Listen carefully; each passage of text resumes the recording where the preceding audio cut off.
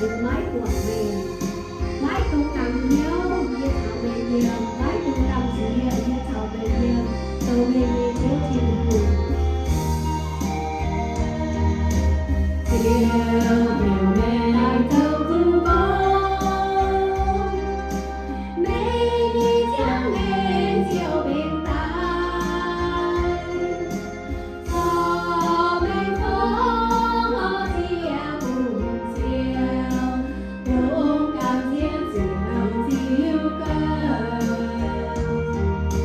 chiều mình sinh linh bốn bề mãi không lên, lẫn chiếc chiếu muôn chiều nhẹ qua. Ê chân chớ chiều hai tay nhẹ cô, nhẹ nhõm nhung bóng chiều chiều. Chiều